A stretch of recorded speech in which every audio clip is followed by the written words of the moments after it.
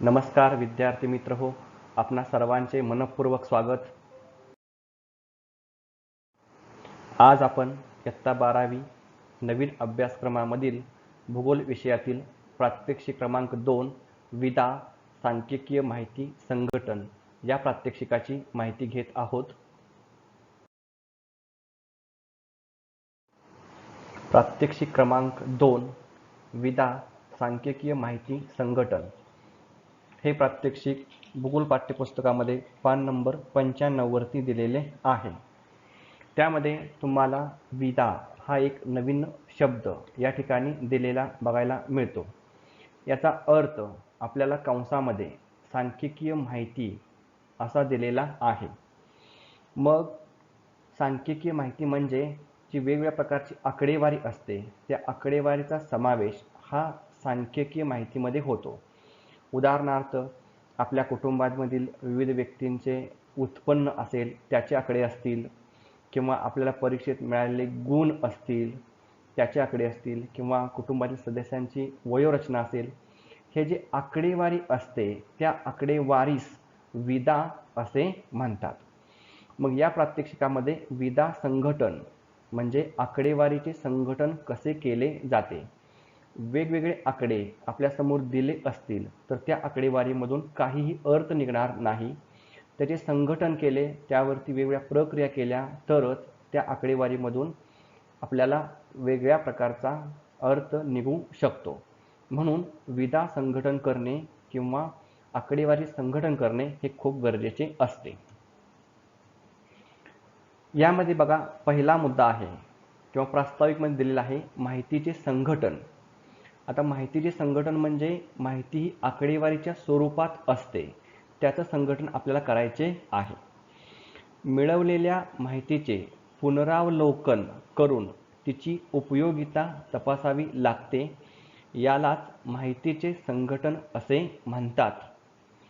परत बघा माहितीच्या संघटनाची व्याख्या आपल्याला पहिल्या ओळीमध्ये दिलेली आहे। मिळवलेल्या माहितीचे पुनरावलोकन करून तिची उपयोगिता तपासावी लागते। मिळवलेली जी माहिती असते ती विदा म्हणजे सांख्यिकीय आकडेवारीच्या स्वरूपात असते आणि त्या आकडेवारीची उपयोगिता तपासावी लागते। समजा फक्त आपल्याला एका पेजवर भरपूर आकडे दिले तर त्या आकडेवारीमधून आपल्याला काही अर्थ निघणार नाही, त्या आकडेवारीची उपयोगिता तपासावी लागते आणि ही उपयोगिता तपासली तरच त्याला माहितीचे संघटन असे म्हणतात। माहितीच्या संघटनाचे दोन प्रकार आहेत। यामधला पहिला आहे माहिती सुस्पष्ट मांडणी करून दृष्टिक्षेपात तपासणी करणे, याचं उदाहरण दिले निकालपत्रक। ब आहे संख्याशास्त्राचा वापर करून निष्कर्ष काढणे, उदाहरणार्थ सरासरी गुण, प्रथम श्रेणी 60 ते 75% असणारी, विशेष प्रावीण्य 75% पेक्षा जास्त गुण असणारी इत्यादीमधील विद्यार्थी संख्या। आणि दुसरं उदाहरण आहे 100 लोकांच्या वयाची माहिती गोळा केली असता तिची मांडणी। पहिला आहे 0 ते 15 वयोगट, दुसरा आहे 16 ते 30 वयोगट, तिसरा आहे 31 ते 45 वयोगट, चौथा आहे 46 ते 60 वयोगट आणि पाचवा आहे 60 पेक्षा जास्त वय असणारे। हे जे दुसरं उदाहरण आहे हे आपल्या पाठ्यपुस्तकामध्ये दिलेलं आहे। आता आपण माहिती संघटनाचे जे दोन प्रकार आहेत त्यामधला पहिला आहे ते बघूया। माहिती सुस्पष्ट मांडणी करून दृष्टिक्षेपात तपासणी करणे, उदाहरणार्थ निकालपत्रक। आपल्याकडे बघा मुलांची किंवा तुमची वेगवेगळ्या विषयांचे मार्क्स असतात, ते मार्क्स आपण असेच लिहून ठेवले तर आपल्याला त्यातून काही अंदाज येणार नाही। जर आपण त्याचं निकालपत्रक तयार केलं म्हणजे तुम्हाला कोणत्या विषयात किती मार्क्स मिळाले आहेत, परत तुमच्या एकूण विषयांच्या गुणांची बेरीज किती आहे, त्याची टक्केवारी किती आहे, तुम्ही एखाद्या विषयात नापास झालेला आहात किंवा तुमचे सर्व विषय सुटलेले आहेत, अशा प्रकारे निकालपत्रक जर तयार केलं त्या आकडेवारीवर आधारित तर आपण एका दृष्टिक्षेपामध्ये आपल्याला माहिती समजू शकते। म्हणजे माहिती संघटन करताना आपल्याला माहिती सुस्पष्ट मांडणी करून दृष्टिक्षेपात तपासणी करता येईल अशा पद्धतीनं मांडणी करावी लागते। ब आहे संख्याशास्त्राचा वापर करून निष्कर्ष काढणे, म्हणजे फक्त निकालपत्रक तयार करून आपल्याला थांबून चालणार नाही, तर त्यावर सुद्धा संख्याशास्त्राचा वापर करून वेगवेगळे निष्कर्ष काढले जातात. म्हणजे इंग्लिश विषय असेल तर त्या इंग्लिश विषयामध्ये मुलांना सरासरी गुण किती आहेत, किंवा भूगोल विषय आहे त्यामध्ये सरासरी गुण किती आहेत.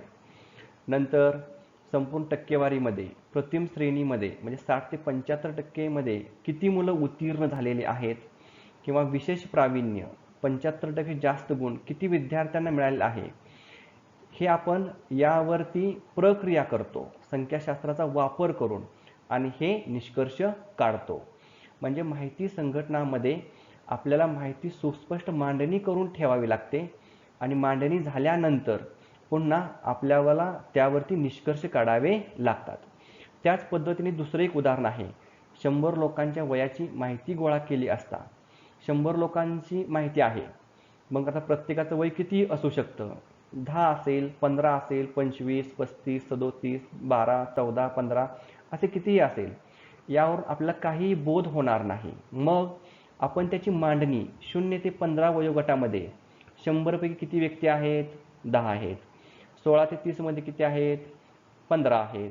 31 ते 45 मध्ये किती आहेत, 20 आहेत. किंवा 46 ते 60 मध्ये किती आहेत, तर 30 आहेत. 60 पेक्षा जास्त वय असणारे किती आहेत, 5च आहेत. म्हणजे अशा पद्धतीनं आपण यामध्ये मांडणी केली तर आपल्याला त्या आकडेवारीतून योग्य प्रकारे निष्कर्ष काढता येतात. म्हणून माहितीचे संघटन करणे हे खूप गरजेचे असते. आता यानंतर आपल्याला माहितीच्या प्रकारानुसार माहितीचे सुसंघटन 2 प्रकारे केले जाते, ते प्रकार बघूया आपण. माहितीच्या प्रकारानुसार माहितीचे सुसंघटन हे 2 प्रकारे केले जाते.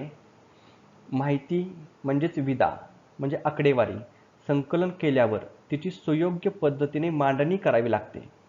या माहितीचे वर्गीकृत व अवर्गीकृत अशी विभागणी केली जाते. मुद्दा कसा आहे बघा, माहितीच्या प्रकारानुसार आपल्याला माहिती मिळालेली आहे. माहिती म्हणजे लक्षात ठेवायचं आकडेवारी ही कशी मिळालेली आहे, त्या आकडेवारीच्या आधारित आपल्याला 2 गटामध्ये वर्गीकरण करता येते. एक माहितीचे वर्गीकृत व अवर्गीकृत अशी विभागणी केली जाते. आता आपण वर्गीकृत आणि अवर्गीकृत म्हणजे काय ते बघू. सुरुवातीला वर्गीकृत माहिती विदा. जेव्हा सांख्यिकीय माहिती मोठ्या प्रमाणावर असते तेव्हा अशा सांख्यिकीय माहितीचे वर्गीकरण करावे लागते. त्यास वर्गीकृत माहिती म्हणतात. अशी माहिती गटात किंवा वर्गांत वर्गीकृत करता येते. 100 लोकांच्या वेतनाची माहिती. काय म्हटलंय बघा, वर्गीकृत माहिती म्हणजे ज्या माहितीचं वर्गीकरण करून ठेवावे लागते अशा प्रकारची माहिती, म्हणून याला म्हटलेलं आहे वर्गीकृत माहिती. बघा ही माहिती कशी असते, मोठ्या प्रमाणात असते. जर आपण याचं सांख्यिकीय माहितीच्या आधारे वर्गीकरण जर केलं नाही तर आपल्याला त्यातून काही अर्थबोध होत नाही. म्हणून अशा माहितीचं आपल्या वर्गवारी किंवा वर्गांतर हे करून ठेवावे लागते. उदाहरणार्थ आपल्या पुस्तकामध्ये दिलेलं आहे 100 लोकांच्या वेतनाची माहिती दिलेली आहे. ती कशी आहे बघा, उत्पन्नाची श्रेणी दिली आहे. किती, 0 ते 10,000 उत्पन्न असणाऱ्या श्रेणीमध्ये एकूण लोकसंख्या 20 आहे. 10,001 ते 20,000 उत्पन्न असणारे लोकसंख्या 25 आहे. 20,001 ते 30,000 या दरम्यान उत्पन्न असणारी लोकसंख्या 28 आहे. 30,001 ते 40,000 यामध्ये उत्पन्न असणारी लोकसंख्या 20 आहे. 40,000 आणि त्यापेक्षा जास्त उत्पन्न असणारे व्यक्ती या 7 आहेत. अशा प्रकारे एकूण 100 व्यक्ती आहेत. बघा उदाहरण काय म्हटले, 100 लोकांच्या वेतनाची माहिती.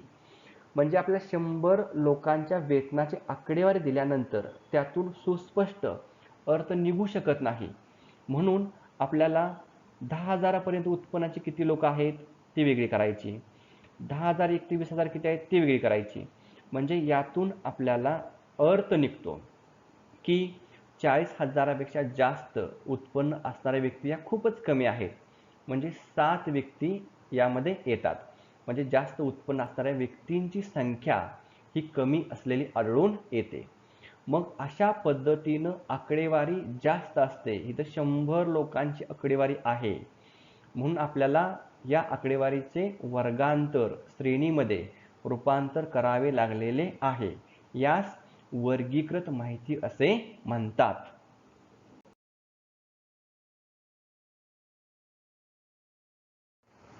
दुसरा आहे अवर्गीकृत माहिती किंवा विदा. आता यामध्ये सांख्यिकीय माहिती मोठ्या प्रमाणावर नसते, त्यावेळेस तिचे वर्गीकरण करणे आवश्यक नसते. अशा माहितीस अवर्गीकृत माहिती विदा असे म्हणतात. म्हणजे दिलेले जे आकडे असतात त्यांची संख्या खूपच कमी असते, जास्त नसते, त्यावेळेस आपल्याला त्याचे वर्गीकरण करावे लागत नाही. उदाहरणार्थ बघा, 10 लोकांच्या उत्पन्नाचे सर्वेक्षण केले, परंतु या विधेचे वर्गीकरण केले नाही. पाठीमागील उदाहरणात बघा, वर्गीकृतमध्ये 100 लोकांची आकडेवारी होती, या ठिकाणी फक्त 10च लोकांची आकडेवारी दिलेली आहे. हे उदाहरण आपल्या पाठ्यपुस्तकामध्ये आहे. एकूण व्यक्तींची जर आपण संख्या मोजली तर या ठिकाणी 10 असलेली आढळून येते आणि उत्पन्न रुपयामध्ये दिलेलं आहे. म्हणजे अ व्यक्तीचं उत्पन्न 2500, आचं 3000, ईचं 4000, परत मोठा ई 12000, नंतर 8000, 7400, 6500. म्हणजे हे जे 10 आकडे आहेत हे कमी आहेत, म्हणून याचे आपल्याला वर्गांतर किंवा वर्गीकरण करावे लागत नाही. मग अशी जी कमी प्रमाणात आकडे असतात अशा आकडेवारीला अवर्गीकृत माहिती किंवा विदा असे म्हटले जाते. अशा पद्धतीने माहितीच्या प्रकारानुसार माहितीचे सुसंघटन करण्याचे हे 2 प्रकार आहेत, वर्गीकृत माहिती आणि अवर्गीकृत माहिती. आता जेव्हा माहितीचे विदाचे सुसंघटन केले जाते तेव्हा मध्यमान असेल, मध्यका असेल, प्रमाण विचलन असेल, कक्षा असेल, बहुलक असेल, इतर कोणत्याही सांख्यिकीय मूल्यांची गणना करताना वर्गीकृत किंवा अवर्गीकृतसाठी गणनेच्या पायऱ्या वेगवेगळ्या असतात. बघा, इथे हे लक्षात ठेवायचं की आपण ज्यावेळेस आपल्याला पुढं प्रकरण आहे तेव्हा आपल्याला कक्षा काढायची आहे, प्रमाण विचलन काढायचं आहे, त्यावेळेस वर्गीकृत माहितीसाठीच्या पायऱ्या ह्या वेगळ्या आहेत आणि अवर्गीकृतसाठीच्या असणाऱ्या गणनेच्या पायऱ्या ह्या वेगवेगळ्या आहेत. त्यानुसार आपल्याला पुढील उदाहरणे ही सोडवायची आहेत. आत्तापर्यंत आपण माहितीचे संघटन, त्यानंतर माहितीच्या प्रकारानुसार माहितीचे सुसंघटन, त्यामध्ये वर्गीकृत माहिती आणि अवर्गीकृत माहिती कशाच म्हणतात त्याची उदाहरणे बघितली. आता आपल्याला प्रत्यक्ष उदाहरणे सोडवण्यासाठी दिलेली आहेत. त्यामध्ये आपल्याला पहिलं उदाहरण पान नंबर 95 वर दिलेलं आहे आणि म्हटलेलं आहे, खाली 2 विधासंच दिले आहेत, यापैकी कोणता विधासंच वर्गीकृत करावा लागेल ते ओळखा व त्याचे वर्गीकरण करा. आता या ठिकाणी तुम्हाला खाली म्हटलं आहे, अधिक सरावासाठी बाजारातून सामान आणण्यासाठी आईने यादी दिली आहे, दिलेल्या माहितीचे संघटन करा. विधासंच नंबर 1 आहे आणि विधासंच नंबर हा 2 आहे. मग त्या 2 विधासंचापैकी आपल्याला पहिल्यांदा विचारलेलं आहे की यापैकी कोणता विधासंच हा वर्गीकृत करावा लागेल ते ओळखा. आता वर्गीकृत आपण ज्या विधासंचामध्ये आकडेवारी जास्त असते त्याचे आपण वर्गीकरण करतो. मग या 2 विधासंचाची जर बघितलं आपण तर विधासंच क्रमांक 2 ह्यामध्ये आपल्याला जास्त आकडे दिसतात, म्हणजे विधासंच क्रमांक 2 याचे आपल्याला वर्गीकरण करावे लागेल.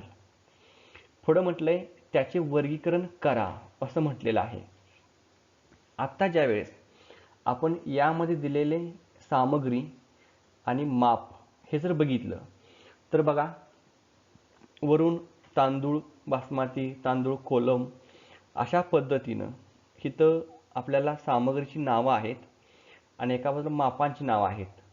इकडे बघा 1 kilo, 5 kilo, 10 kilo, 10 kilo, 5 kilo, 5 kilo, 2 kilo, 10 kilo आणि इथं साबण फक्त 10 म्हटलेलं आहे. या ठिकाणी परिमाण दिलेलं दिसत नाही. परत खाली बघा अर्धा किलो, 1 किलो, परत 100 ग्रॅम, 100 ग्रॅम, 100 ग्रॅम. परत खोबरेल तेल किती म्हटलंय? 1/4 लिटर म्हणजे पाव लिटर.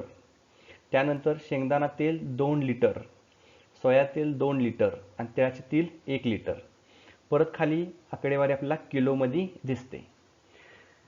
म्हणजे आपण या ठिकाणी जर परिमाणे बघितली तर ती परिमाणे आपल्याला वेगवेगळे दिसतील. काही ठिकाणी आपल्याला परिमाण ही किलोमध्ये आहेत, त्यानंतर काही परिमाण आपल्याला ही लिटरमध्ये असलेली दिसून येतात. मग ज्यावेळेस आपण वर्गीकृत करतो किंवा वर्गांतर करतो त्यावेळेस परिमाणे ही एकाच चलामध्ये असणं गरजेचे आहे. जर एकाच चलामध्ये नसतील आणि त्याचं आपण जर वर्गीकरण केले तर ते योग्य वर्गीकरण होत नाही. म्हणजे ह्या विधा संच क्रमांक 2 याची वर्गीकरण करताना आपल्याला अडथळे येणार आहेत. तरीसुद्धा आपल्याला ही जी सामग्रीची यादी आहे त्या यादीची आपल्याला चांगल्या प्रकारे वर्गांतर करता येऊ शकते. फक्त आपल्याला किलोचे जे आहे ते वेगळे करावे लागेल आणि जी लिटरची परिमाण आहेत ती वेगळी करावी लागेल. आता तुम्हाला याच्या पुढं हे जे उदाहरण आहे ते सोडवून दिलेलं आहे.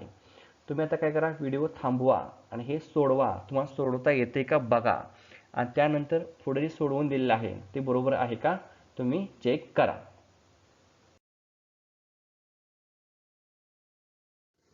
या ठिकाणी तुम्हाला विधा संच क्रमांक 2 हा वर्गीकृत केलेला आढळून येईल. परंतु वर्गीकृत करताना परिमाणानुसार त्याचे 2 प्रकारे वर्गीकरण केलेलं आढळून येईल. त्यामध्ये बघा पहिले जे वर्गीकरण केलेलं आहे त्यामध्ये किलोग्रॅम हे परिमाण घेतलेलं आहे आणि दुसरे जे वर्गीकरण केलेलं आहे ते परिमाण लिटर हे घेतलेलं आहे. आता इकडं बघा जी परिमाण आहेत ती किलोमध्ये आहेत. 100 ग्रॅम, परत 1.4 ग्रॅम म्हणजे पाव किलो, परत अर्धा kilo, 1 kilo, 2 kilo, 5 kilo, 10 kilo. खाली लिटरमध्ये पाव लिटर, 1 लिटर, 2 लिटर आणि साबण. आणि परत 100 ग्रॅममध्ये कोणकोणत्या वस्तू आहेत ते एकत्र केलेत. परत पाव किलोमध्ये कोणकोणत्या आहेत ते एकत्र केलेत. म्हणजे अशा पद्धतीनं वर्गांतर तुम्हाला या ठिकाणी केलेलं आढळून येईल. परंतु संख्याशास्त्रीयदृष्ट्या आपल्याला हे वर्गीकरण व्यवस्थित करता येत नाही. हे का होतं? कारण चले वेगवेगळी आहेत. आता 100 ग्रॅममध्ये बघा धने, मिरे, लवंग 3 वस्तू येतात. परत पाव किलोमध्ये एकूण 6 वस्तू आहेत. वाल, चवळी, मसूर, वाटाणा, हिरवा वाटाणा, काळा वाटाणा इत्यादी. परत अर्धा किलोमध्ये साबण चुरा 1 वस्तू. परत 1 किलोमध्ये तांदूळ बासमती, उडीद डाळ, मसूर डाळ, साबण द्रावण 4 वस्तू. 2 किलोमध्ये तूर डाळ, चणा डाळ 2 वस्तू. 5 किलोमध्ये तांदूळ कोलम, बाजरी, ज्वारी 3 वस्तू. 10 किलोमध्ये तांदूळ इंद्रायणी, गहू कोलम, गहू सिहोर 3 वस्तू. हे झाले किलोमध्ये. लिटरमध्ये बघा पाव लिटर खोबरेल तेल 1 वस्तू, 1 लिटरमध्ये तिळाचे तेल 1 वस्तू, 2 लिटरमध्ये शेंगदाणा तेल, सोया तेल 2 वस्तू आणि साबण 10 नग. हे सगळ्यांची बेरीज केली तर एकूण 26 वस्तू व 10 साबण एवढ्या आपल्याला एकूण बेरीज येते. म्हणजे अशा पद्धतीनं आपल्याला याचे वर्गीकरण करता येते. उदाहरण क्रमांक 2 दिलेलं आहे. खालील सांख्यिकीय माहिती सुसंघटित करायची आहे. त्याच्यासाठी वर्गांतर 5 ठेवायचे आहे आणि खाली आपल्याला 26, 18, 21, 34, 18, 38 अशा प्रकारचे आकडे दिलेले आहेत. आता याची आपल्याला माहिती सुसंघटित करायची आहे आणि वर्गांतर आपल्याला 5 ठेवायचं आहे. आता यावेळेस काय करायचं बघा, जे एकूण आकडे आहेत त्यामधील सर्वात जो छोटा आकडा असेल तो छोटा आकडा कोणता आहे तो सुरुवातीला बघायचा. आता ह्या आकडेवारीमध्ये 18 हा आपल्याला सर्वात छोटा आकडा असलेला आढळून येतो. मग या 18 पासून पुढं वर्गांतर करायचं. मग 18 पासून पुढे 5 घ्यायचं. 18 पासून पुढे 19, 20, 21, 22, 23 हे एक वर्गांतर येईल. परत 23 पासून पुढं परत 5, 24, 25, 26, 27, 28, 29. म्हणजे अशा पद्धतीने आपल्याला वर्गांतरी 5-5 ठेवायचे आहे आणि हे वर्गांतर केल्यानंतर त्यामध्ये यातील किती आकडे येतात हे मोजायचे आणि ते त्याच्या पुढं लिहायचे. आता बघा याचं उत्तर कसं येतं ते. वर्गांतर, आता पहिलं वर्गांतर केलेलं आहे 18 ते 23. 18 पासून सुरुवात का केली? कारण या आकडेवारीमध्ये सर्वात जो छोटा अंक आहे तो आहे 18. 18 ते 23 का घेतला आहे? कारण आपल्याला 5 वर्गांतर ठेवायचं आहे, म्हणून 18 पासून पुढे 5 अंक 19, 20, 21, 22 आणि 23. परत 23च्या पुढं 24 पासून घ्यायचं 25, 26, 27, 28, 29. परत 19च्या पुढं 30, 30 पासून पुढं 5, 31, 32, 33, 34 आणि 35. 35च्या पुढं परत 5, 36च्या पुढं पुन्हा 5, 37, 38, 39, 40, 41. आता यामध्ये काय करायचं? आकडेवारी.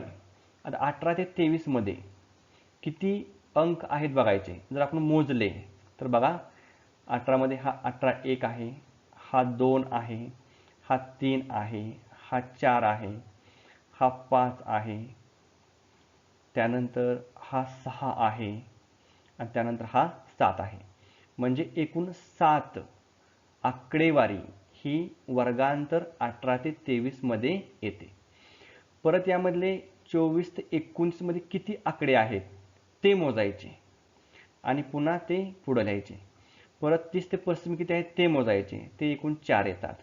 परत 36 ते 41 मध्ये किती आहेत ते मोजायचे, इथं लिहायचे. या सर्वांची एकूण बेरीज करायची.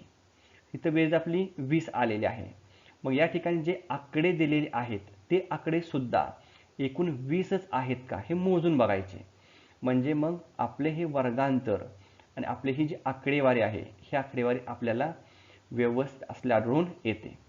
आता बघा आपण आकडेवारीची सुसंघटित मांडणी करतोय. आता ज्यावेळेस वरील तुम्ही हे आकडे बघितले त्यावेळेस तुम्हाला यातून काही अर्थ समजत नाही, फक्त आकडे दिसतात.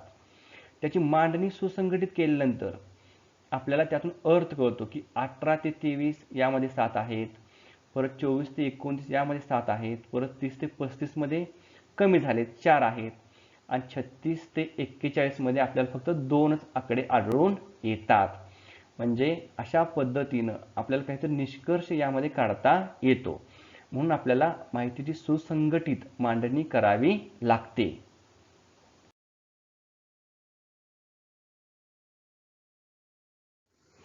उदाहरण क्रमांक 3 आपल्याला या ठिकाणी दिलेले आहे. एका भौगोलिक प्रश्नाचे उत्तर देण्यासाठी विद्यार्थ्यांच्या एका गटाला लागणाऱ्या वेळेची सेकंदात आकडेवारी खाली दिलेली आहे. वर्गांतर 10 चे अंतर घेऊन दिलेल्या सांख्यिकीय माहितीचे वर्गीकरण करा. आता प्रश्नामध्ये काय दिलंय बघा. आपल्याला हे जे आकडे दिलेत 20, 25, 24, 33 हे आकडे कशाचे आहेत?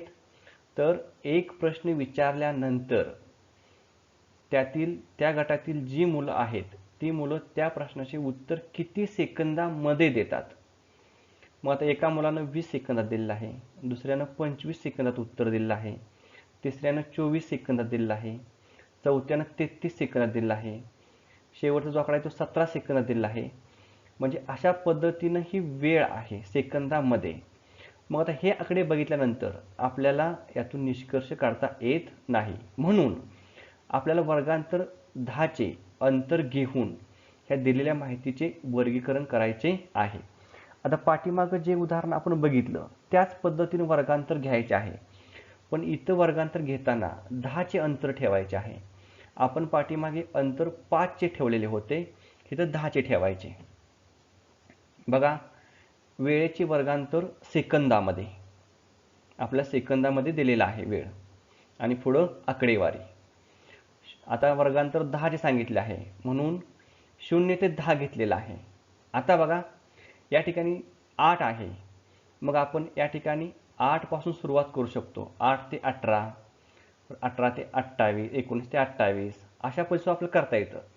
परंतु जर व्यवस्थित मांडणी करायची असेल तर आपल्याला 0 ते 10 अशा पद्धतीने वर्गांतर घेतले तरी सुद्धा चालते.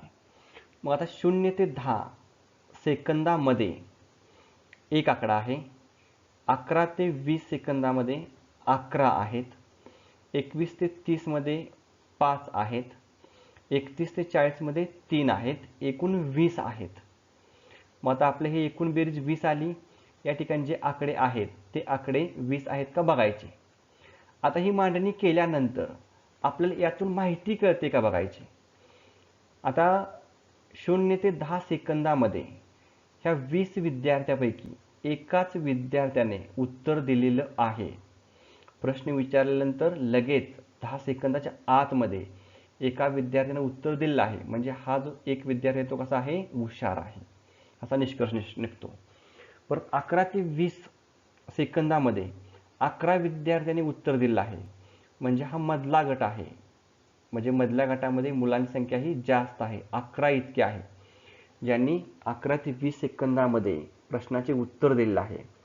परत 21 ते 30 सेकंदामध्ये 5 विद्यार्थ्यांनी उत्तर दिलेलं आहे आणि 31 ते 40 सेकंदामध्ये 3 विद्यार्थ्यांनी उत्तर दिलेलं आहे.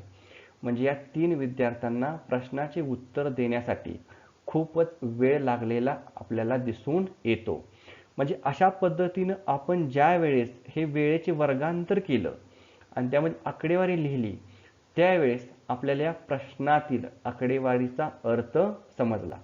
अशा पद्धतीनं आपल्याला वर्गांतर केल्यानंतर आकडेवारीचे निष्कर्ष काढता येतो. यानंतर बघा प्रश्न क्रमांक 4 हा शेवटचा प्रश्न आहे. खालील परिच्छेद वाचा आणि सारणी पूर्ण करा. एका गावात कोणाकडे किती हेक्टर जमीन आहे त्याची माहिती पुढीलप्रमाणे. गावात 2000 कुटुंबे आहेत.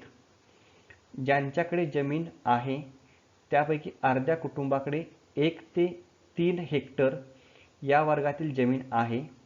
200 कुटुंब 3 ते 5 हेक्टर या प्रवर्गात येतात.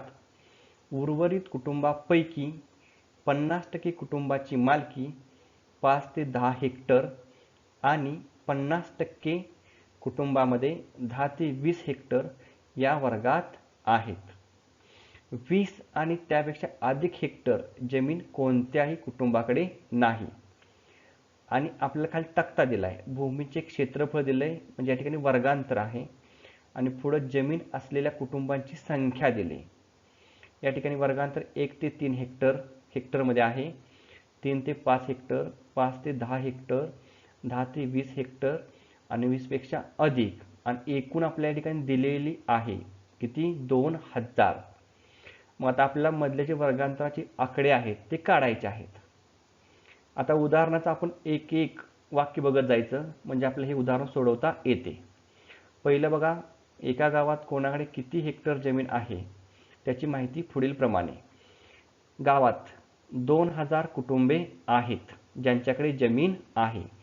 मग एकूण किती आहे, 2000 इथे दिलेलं आहे. त्यापैकी म्हणजे किती, 2000 पैकी त्यापैकी अर्ध्या कुटुंबाकडे 1 ते 3 हेक्टर या वर्गातील जमीन आहे. बघा एवढंच वाक्य बघा, त्यापैकी अर्ध्या कुटुंबाकडे 1 ते 3 हेक्टर या वर्गातील जमीन आहे. म्हणजे 1 ते 3 या वर्गातील जमीन ही निम्म्या लोकांकडे आहे. मग 2000 कुटुंबापैकी निम्मा आकडा, मग या 2000च्या निम्मा आकडा किती येईल, या ठिकाणी 1000 येईल.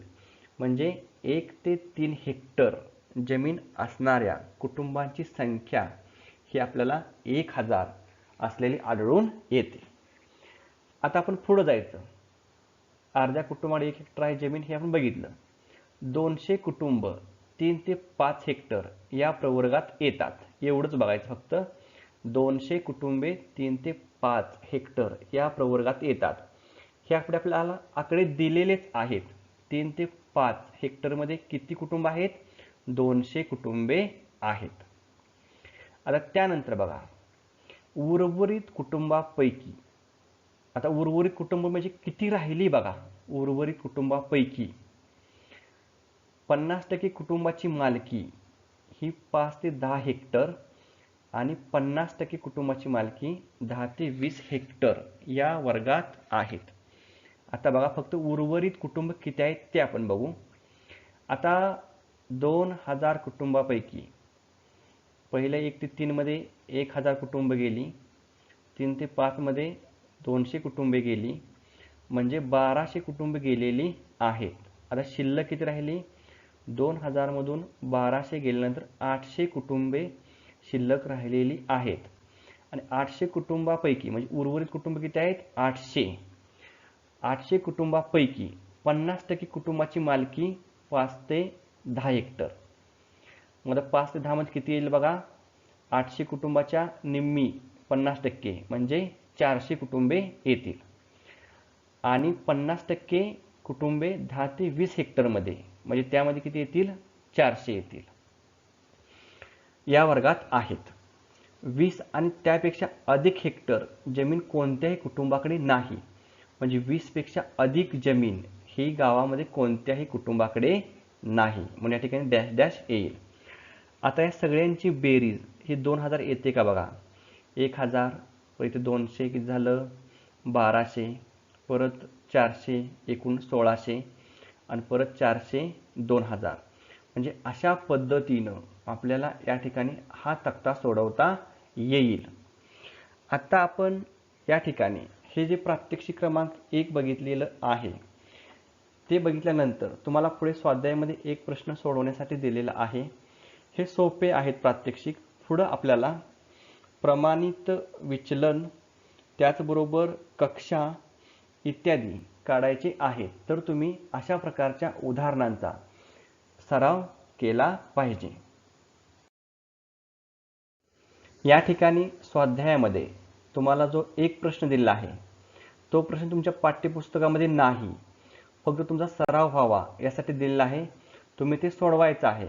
सोडवताना काही अडचण आली तर कमेंट्समध्ये लिहून तुम्ही विचारा. कसं सोडवायचं तुम्हाला सांगितलं जाईल. तुमच्या वहीमध्ये सोडवून ठेवा. प्रश्न कसा आहे बघा?